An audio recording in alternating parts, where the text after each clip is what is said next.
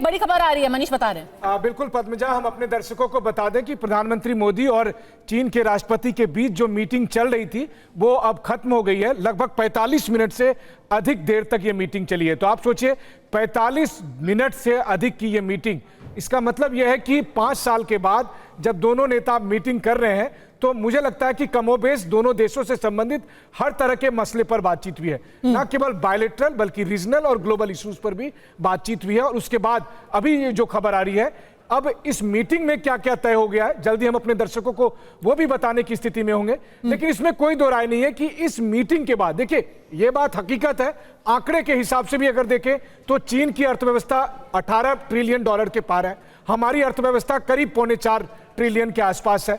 वहीं दूसरी तरफ अगर आप देखें तो जियो पॉलिटिक्स में दोनों देश अपने अपने लेवल पर अपने अपने डायरेक्शन में काफी आगे बढ़ रहे हैं। लेकिन रूस का भी एक बड़ा योगदान है इस मीटिंग के बैकग्राउंड में अगर आप देखें तो। और इन सब से बढ़कर अगर आप देखें तो आज की तारीख में जिस तरीके से भारत ने क्वाड के साथ संबंध बनाए, सबसे बड़ा सवाल यह होगा अगर हम चीन से दोस्ती करते हैं तो उस क्वाड का फीचर क्या होगा। हालांकि तमाम विशेषज्ञ ये बात कहते आए हैं कि क्वाड जो है वो मिलिट्री ऑर्गेनाइजेशन नहीं है, लेकिन उसे रूस या चीन एशियन नाटो के तौर पर देखता है। तो क्या क्वाड में हमारी प्रतिबद्धता कम होगी? और अगर हम क्वाड को लेकर सीरियस हैं तो फिर हम चीन के साथ दोस्ती को कितना कंटिन्यू कर पाएंगे? बहुत से ऐसे अनसुलझे सवाल होंगे बिल्कुल इस संबंध को लेकर। और जो भी कहते हैं कि चीन को भारत पसंद क्यों नहीं है, देखिए अभी वो पावर इंडेक्स आया था, एशिया पावर इंडेक्स, उसमें अगर भारत तीसरे नंबर पे आ जाता है चीन और यूएस के बाद, तो चीन को भारत कैसे पसंद आएगा? कोई भी नहीं चाहेगा कि भारत उनकी टक्कर का बन जाए। पर पंकज जी, अभी शिवम त्यागी क्या कह रहे थे कि मिलिटरीली हो या फिर इकोनॉमिकली हो, अगर आज भारत चीन के बराबर नहीं है, उसका भी दोष आप ही की सरकार पर है या कांग्रेस की जो सरकार रही है उनके ऊपर है। क्योंकि पिछले कई दशकों से आप क्या कर रहे थे? आप चीन के खिलाफ ना तो उनको टक्कर दे रहे थे, ना अपने देश को आगे बढ़ा रहे थे। आप और राजनीति में फंसे हुए। वो तो इस मुल्क में जो सारे दोष हैं वो नेहरू के और पिछली सरकारों के हैं, और जो कुछ अच्छा हुआ है वो 2014 के बाद ही हुआ है। तो ये बात तो अब हम सबने स्वीकार कर ली है। देखिए ऐसा है पद्मजा जी, जो ये मानसिकता थी ना, don't take on the dragon, चीन से झंझट मोल मत लो, ये किसकी मानसिकता थी? ये मानसिकता तो मोदी सरकार की थी। मोदी सरकार के विदेश मंत्री जी ने कहा, जो मैंने आपको बताया, कि चीन बहुत बड़ी अर्थव्यवस्था है तो हम इतने बड़े इकोनॉमिक पावर से लड़ जाएं क्या?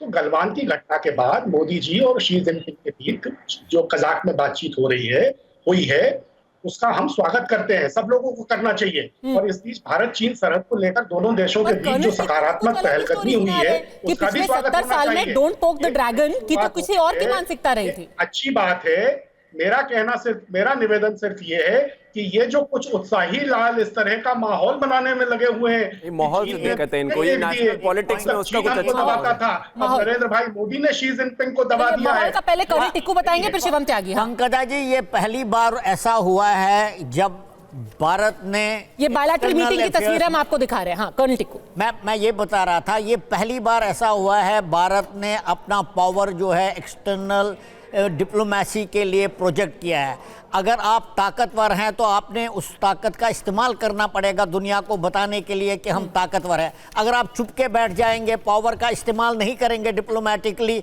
आपके पास इतनी बड़ी मिलिट्री है, इकोनॉमी है, अगर आप उसका इस्तेमाल नहीं करेंगे, जो अभी तक हो रहा था, अगर आप इस्तेमाल नहीं करेंगे तो लोग ऐसा ही करेंगे। एक सेकंड के लिए आपको रोकूंगी सर, क्योंकि ये तस्वीर बहुत ऐतिहासिक है। बहुत टाइम तक ये हमारे अखबार के पहले पन्ने पर और टीवी पर चलेगी। महाबलीपुरम के बाद पहली मुलाकात है ना ये मनीष, और ये जो हैंडशेक हो रहा है, बॉडी लैंग्वेज बहुत सारे लोग डाइसेक्ट करेंगे।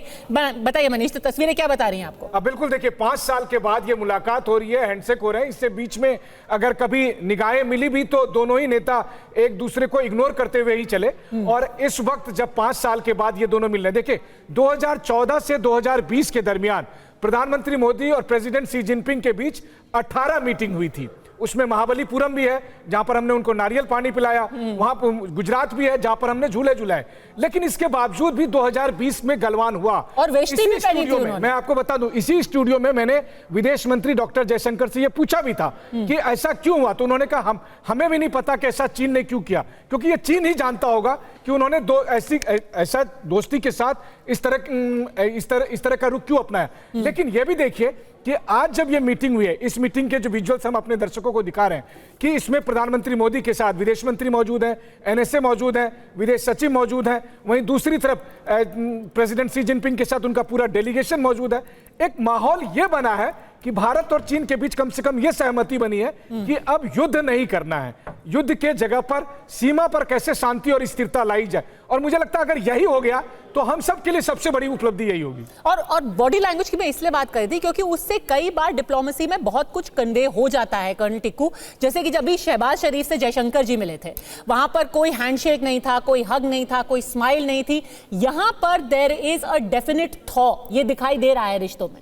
नहीं, वेरी फैक्ट की बात आपस में हो रही है। इतना कुछ हुआ इंडिया चाइना के बीच में पिछले कई सालों से, 4 साल से ऐसा हुआ। उसके बाद दोनों लीडर्स मिल रहे हैं आपस में, वही आप अपने आप में बहुत बड़ी बात है। और जब बातचीत होती है आपस में, देयर इज थॉ और बात आगे बढ़ने की संभावना है। जैसे कि अभी ये जो एग्रीमेंट हुआ है मिलिट्री लेवल पर, दैट्स एन इंडिकेशन। तो मुझे लगता है ये बात आगे बढ़नी चाहिए। और आजकल इंटरनेशनल सिचुएशन ऐसी है कि चाइना ज़्यादा कुछ कर भी नहीं सकता है, क्योंकि ताइवान के साथ गड़बड़ हो रही है, मिडल ईस्ट में इतना ज़बरदस्त भूचाल आया हुआ है।